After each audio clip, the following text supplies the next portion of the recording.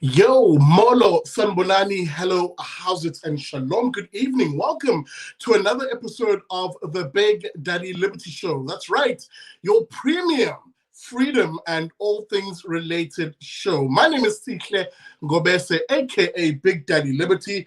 Goodness gracious me, welcome to it. As always, your only price of admission here at the BDL Show is just to hit that like button. Hit that like button. That's all you need to do. And hey, maybe you want to go an extra step forward insofar as you maybe want to support the show financially. You can do that with a simple 50 Rand a month or $2 to $3 contribution every month. All of those details are on the descriptor of the video. Now, with that being said, hit that like button because we're going to get straight into it. Tonight, the topic is a rather scary one. And I set it up in this rather cheeky way because, you know, my usual smiley and happy self gets very angry and very serious very soon when I start hearing that politicians are looking to control more and more aspects of our lives. Specifically in this instance, our ability to communicate freely. Free speech essentially is the underlying and central topic today, but the hook is a one prevention of hate crimes and hate speech bill that politicians are currently mooting before Parliament. So in order to unpack this topic and to have a keener understanding of exactly what this bill is and what it seeks to do in South Africa, the South African legal and criminal justice system, I've got two awesome, fantastic panelists tonight who are going to help me unpack this. I'm talking, of course, about a good mate of mine, someone who I always introduce him this way, but he's wearing a different hat tonight. A chap who is my go-to for all things guns and self-defense related, the chap who I think will likely lead us into maybe even initiating a Second Amendment type South Africa. Yes, I'm talking, of course, about Gideon Joubert, who tonight is wearing his Dear SA hat. There he is on screen. Gideon, good evening and welcome to the BDL Show. Good evening, Sishle. Good evening, viewers. It's always great to be here, and thank you so much for having me back on to chat about a pretty interesting topic tonight. Absolutely, and it's great to have you, brother. We're going to get into that conversation, but before we do that, another chap who really is a firm favorite here on the show. Indeed, after last week's episode of the BDL Show, he came out tops, perhaps, in the comments as someone who people enjoyed his way of thinking and really his advocacy for our freedoms as South Africans. I'm talking, of course, about Martin van Staden. There he is on screen, who tonight is wearing his Free Market Foundation cap. Lots of caps tonight, fellas. Good evening. Hey, thanks for having me. It's great to be back. Brother, great to have you on the show. Guys, let's hop straight into it because, again, as I set it up in the beginning, this really is a serious issue. You know, we are in a situation right now where we're heading for 550 days of a repressive state control system, i.e. a lockdown, where politicians in the last nearly 550 days have given themselves free rein to control all aspects of South African society, right down to what an individual puts on their feet, or whether they wear a wife beater or an open-toe shoe or not. And now we have a situation where before the parliaments of this country, there is a proposal to control how we speak and even, hey, punish it in law. Martin, let me begin with you. What's going on here? What is this Prevention of Hate Crimes and Hate Speech Bill all about? Oh, so I'll try and keep it brief. It's a pretty long story, but a few years ago, there was the idea of having a hate crimes bill in South Africa, a hate crimes law, essentially for if you commit a crime and you do it out of hate for that person's inborn characteristics or whatever, then your crime gets upgraded with this extra hate crimes portion. Now, around the time of the Penny Sparrow thing, the Deputy Minister of Justice, John Jeffries, saw a little in here to expand government power even more, and he slapped hate speech onto the hate crimes bill.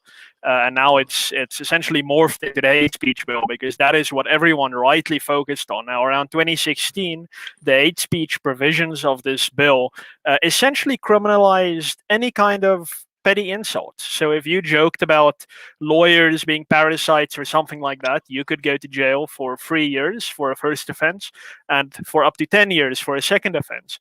Now, obviously, and it was one of the moments I was very proud to be a South African active in policy, civil society really defeated that bill. They killed it dead and said this is nonsense. Now it receded into the background until 2018, when we received the current bill. So in 2018, they toned it down a bit, and currently it provides that insults aren't criminalized, but it still goes a little bit beyond the scope of hate speech regulation that the Constitution allows. Now, our Constitution allows the government to regulate hate speech, provided that it is advocacy of hatred that is based on race, ethnicity, gender, or religion, and it constitutes incitement to cause harm. That's the constitutional formula. Now, what the current bill does is it takes out that and constitutes incitement to cause harm and replaces it with an or, so as to say that if you propagate hatred or you incite people to cause harm based on certain characteristics, you could be jailed. Now, the 10-year period is out. It's now between 3 and 5 years, and the bill contains quite generous exemptions and defenses. So to say, if it's for artistic creativity or inquiry or whatever, then you're fine. But I think we still need to oppose it. It sets a precedent, even though it's small. If this bill gets enacted, it won't be a crisis in and of itself, but it does set a bad precedent, because speech is already regulated in South Africa. We have the Equality Act, we have the Films and Publications Act, and we have the Common Law Doctrine of Crimen Injuria. All these things already prohibit hate speech at different levels. So if we accept this principle and we carry on down this road, in 2 years, 10 years, we may not be able to say anything at all. So it's a dangerous road to go down. Absolutely. And again, it's a road which I know politicians are keen to go down on, pardon me, because it offers them so much power. Oh my goodness, the power to regulate what people say, and even then determine what is hate on even, a much expanded basis. And let me actually get into that. But before I do, a reminder to you, dear viewer, hey man, you're watching the BDL Show. I'm in conversation with Gideon Joubert from Dear SA. Oh, pardon me. From Dear SA, and Martin van Staden from the Free Market Foundation. Gideon, let me come to you at that particular point. Because Martin basically wonderfully opened up for us a sense of why this is troubling.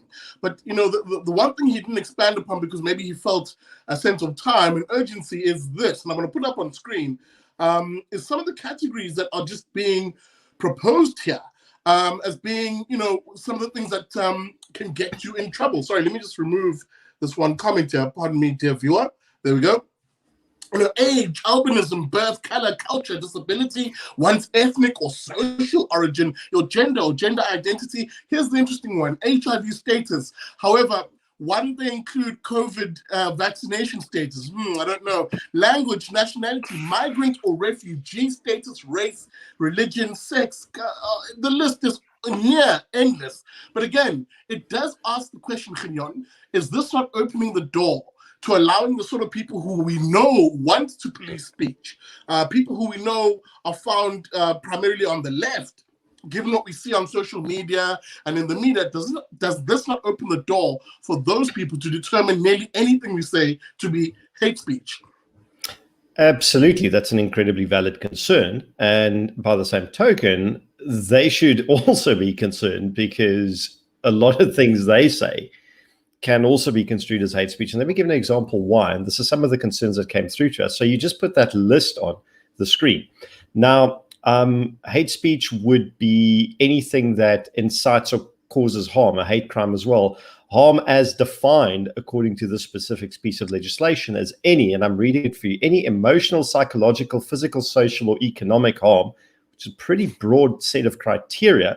And a hate crime is then defined as an offense recognized under any law where the perpetrator was motivated by prejudice or intolerance based on any of the above characteristics. So this coming upon the heels of Papuda, there's a very arbitrary definition of what a hate crime actually is, and what this harm, what constitutes harm actually is. Then you combine it with the other concern that there is no real time limit added to when, of the investigation and prosecution of these hate crimes. So it appears that you could, in fact, go and investigate and prosecute a historical case that's 10, even 30 years ago, where someone could have said something or did something that at the time was not considered even socially unacceptable, but that if this person, through this arbitrary criteria of proving harm, psychological, economic, whatever, social, that individual can now be facing charges in a court of law, criminal charges in a court of law, based on something that happened more than 3 decades ago.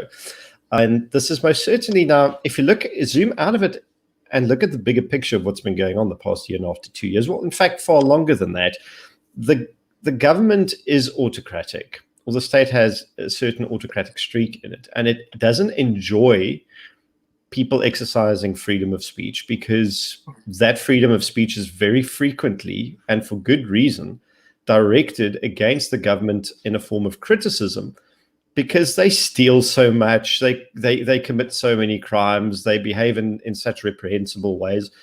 Obviously, shutting criticism down, if you follow the Chinese Communist Party model, is one of the first things that they would want to do. And this is a great way of doing it, because you don't even have to prosecute people successfully. All you have to do is you create significant doubt in their mind, that, or rather not doubt, you create the impression that anything they say can and will be held against them in a court of law, if it can be construed in any sort of fantastical way as bigotry or causing harm or being discriminatory. And this is a massive concern. And I think the fact that we've gotten about 16,000 submissions through DRSA on this alone, and the submission period closes on the 1st of October, this Friday, means that people, I think, are seeing the dangers of it. Absolutely. And I want to get into that, because, again, this is more than just a agony aunt session, where we complain about this.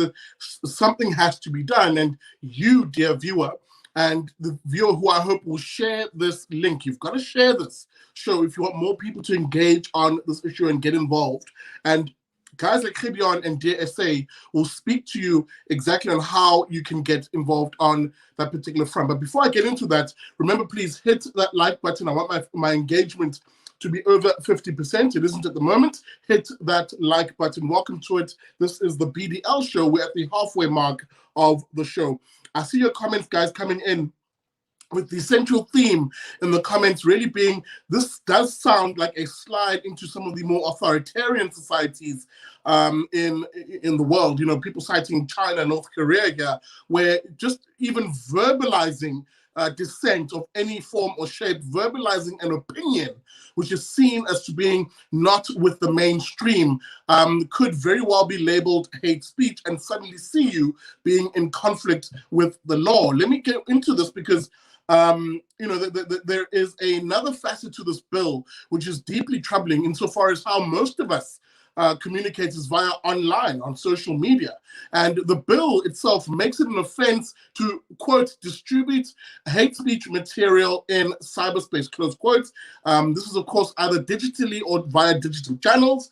And the said person knows, and if said person knows that such electronic communication, constitutes hate speech. People like me, for example, would definitely be on the crosshairs of a lot of people, because we do a lot of what we do online. But Martin, let me come back to you for a moment, because I think there's something to be said here about if I just include one more section, because we're running out of time, which is the exclusions that this bill purports to have. And the bill excludes from hate speech anything done in what it calls good faith, such as artistic creativity, a performance or another form of expression, academic or scientific inquiry, fair and accurate reporting, who determines that suddenly, and of course, commentary in the public interest. Anybody, Martin, I talk a lot, about our society being one of a faith, flag, family, and freedom one, and that faith one immediately became a red flag insofar as I could foresee this being used to assault those who hold a particular faith. What if, for example, a Muslim individual or a Jew like me, or even a Christian actually, expresses a view which is biblical or in Torah or in the Quran around views around homosexuality, where maybe someone says, I don't hate gays. However, my religion would preclude me from hosting, for example, a wedding for gays or attending a wedding for gays. That person, in real terms, could find themselves in trouble with the law now. Yeah, and it's always been the religious community since the first version of this bill came out that's really been the most vocal about protecting freedom of expression in this regard, and it's totally understandable. Now we can all have our views about how bigoted certain religions are, and I certainly have views about certain Middle Eastern religions that get a bit violent. But it's freedom of expression, and I mean that's. Sticks and stones don't break your bones, and that's why the Constitution really had this qualifier, and it said that to qualify as hate speech, it needs to be advocacy of hatred based only on 4 grounds, not the laundry list that you listed there that's in the bill, which is totally unconstitutional, but only on 4 grounds, and that's race, religion, gender, and ethnicity. And it constitutes incitement to cause harm, which usually from religious folk isn't present, at least not in the South African context. And the government is not happy with that. It changed that and to an or to give itself the leeway to go after religious people, so that the Human Rights Commission, I'm sure, which is very hungry for and thirsty for such persecutions, to go after religious individuals and specifically conservatives. So yeah, that's certainly there, but thankfully, and you won't hear me say this a lot, so if you're watching, please record it and save it and bury it away somewhere where you can review it. Our courts are actually pretty good on this. So I don't think this bill will stand. The Constitutional Court just a few weeks ago handed down a separate judgment dealing with the Equality Act, where Parliament also attempted to put this or in instead of the and the court said, no, you can't do this. The and needs to be there. The constitutional and has to be there, because mere offensive speech cannot be regarded as harmful in the constitutional sense. So this definition that Gideon read out of the definition section of the bill, that will not be acceptable. That's spreading the net way too wide, which is way too generous, and the government gives itself way too much power. So I think actually our courts in this very limited respect will come to the aid of freedom and say, listen, no, this bill is off the reservation. And I think that's probably what government is going for. They restarted this process right before the Constitutional Court made that judgment. So it's testing the waters. I think it's trying to see, now that South Africans aren't really protesting against the COVID lockdown, maybe we won't protest again against this. But it seems like the people engaging on Dear South Africa have a different idea, and I'm very optimistic about that. Absolutely, and perhaps let's cross exactly to that exact source of optimism. Gideon, the floor is yours, dude. Dear SA, I'm sure people are chomping at the bits now as they listen to this. How do we fight back against this? So what Dear SA is, I just want to clarify, because this is something we have to clarify quite regularly, is it's not a petition. It's a public participation platform, which means that you go to the website, you go to our current campaigns, and you click on the link specific that talks about the hate crimes bill, the hate crimes and hate speech bill. What you can then do is you can navigate the drop-down menus, pick what your decision is, if you agree with the bill, if you disagree with it, or if you do not agree fully, what your major concern is, if it's the bill in its entirety. You can write a comment, you can upload documents. So you can make your submission as complex or as simple as you like. You can literally have a 5-minute submission, which is a click-through.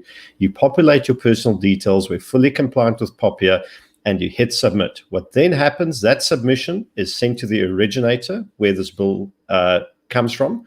We also keep a copy of it. We count it publicly, which is why we can tell you at all times how many submissions, individual submissions there have been, which means that they get the submission in a legal format that they can't just reject. My advice is please don't write rude language things in the submission, because then they can ignore it. So don't put big middle finger to BDL or whomever. Just write something sensible. And if you don't feel like writing something sensible, just leave the comment section blank. That makes it, I promise you, it makes a big difference. And what the great thing about this is government cannot, after the fact, come and deny that they only got X amount of submissions, because we keep a record of those submissions. We get not only delivery receipts, we get read and interaction receipts, so we know exactly how many are read at any given time or if they've been interacted with at all. So it is a transparent, trustworthy process, and it has already made a difference on several bills that have been withdrawn, cancelled or pulled, in the sense that the public participation angle is very powerful, but it's only as powerful as citizens use it. And I've said it many times before, the biggest threat to our democracy is actually not the tyrannical government, but it's apathy among citizens. And if citizens take ownership of their democracy, this is your democracy, this isn't the ANC's democracy, this isn't the DA's democracy, this isn't the EFF's democracy, this is yours. You own it, and you need to exercise ownership over it, which means become involved in your governance and make your voice heard on these matters, because it does make a difference. Absolutely, it does make a difference. Martin, I want to give you the final word just from your side. I know you'd mentioned, maybe I shouldn't mention this, but you'd mentioned that you are tracking this particular bill. You'd make some submissions yourself in this regard. Just from your side, how are you looking to push back against this? Yeah, so I mean, it's worth mentioning that the original hate speech bill was the first ever submission that I drafted. So it was my entry, my entry into the policy world. So I have a very real personal interest in following this bill right until the very end. So yeah, I have done several submissions on behalf of the Free Market Foundation now, and the latest has just been submitted. And I'm sure there's going to be a verbal commentary period as well, where I will repeat myself again and say government needs to back off. This is not something that we need more government in. We're an over-legislated society that's really running out of freedom, and the government is supposed to protect freedom, not take it away. So yes, I'm all over this. I'm glad to see that a large portion of South Africans are also over it, including you, Sigle. This platform is very important for getting the forces of liberty together, getting them to comment through Dear South Africa, and then getting them to really be this pushback that the ANC government really cares about. The balance of forces. Remember this, everyone. Always remember this. The ANC is not. It's not the Nazi party. It doesn't just do whatever it wants. When it sees there's pushback, it stands back, and this has been shown time and time again. So the more, as Gideon says, the more we take ownership of our democracy, the more we just say, listen, no, the answer is no, then we can protect our freedom. And remember that for the hate speech bill, and please remember that for lockdown. People are protesting all around the world, but we are not protesting in South Africa. Ladies and gentlemen, please, it's getting terrible now. That's right. And maybe to that exact effect, I am now based here in Cape Town. A few family circumstances have brought me back to Durban. Did I say Cape Town? I meant Durban. Sorry. Back in Durban, specifically here in home, Mlazi, and on my farm in Emapumul. So please expect me to be all over our Durban townships, wrestling up people on these particular messages, particularly on the liberty message. I want to make it as uncomfortable as possible for the political status quo to think they can come hide in our townships and push their nonsense on us, the folks who live in often these forgotten parts of the country. So with that being said, let me thank both of my guests for being part of the show. Thank you, fellas. That's Gideon Joubert from BDL Show, and of course, Martin van Staden from the Free Market Foundation. Thank you to both those gentlemen. Of course, thank you for watching this episode of the BDL Show. As Martin rightly said in that last comment, you've got to start fighting back. You've got to stand up and say here and no further. No one will do it for you. I cannot do it for you. No, not even your favorite politician. Hashtag politicians are trash will do this for you. It is up to you to demand your freedom, your God-given freedoms, and to defend them with all you are worth. So I hope this episode inspired you. If it did, please share it tonight. Make sure that this goes out to as many people as possible. I see you guys in the comments. Moonchild, shout out to you. It's been a while. Will you not be traveling around the country anymore? I will be. It's just that this has been a particularly religious period for me. As a Jew, just coming out of Shemoneh Atzeret, which is also a religious holiday. It's currently the Yom Tov period, so I'm not being posting as regularly as I usually do. Pardon me. Nor have I been traveling for that reason. It's just to observe various Jewish religious holidays, and as soon as those are over, I will be on the road again, but also based out of Durban here in Mlazi. With that being said, thank you so much for watching. Super appreciated. I will see you on Sunday for Liberty and Friends. Let me put together a awesome panel. I have something in mind as to who some of the awesome characters in, maybe even an international voice will join us as we look at what's happening around the world on that particular issue that Martin raised, which is related to lockdowns. There are protests around the world. So I may very well have an international panel that talks to us about this, telling us what is happening in their part of the world. The sound is problematic, says Lorraine. Well, the show's over anyway. Thank you for watching. Please hit that like button as we wrap up. And speaking about wrapping up, a reminder to you, as I always do at the end of every BDL show, is that for you to never trust a commie.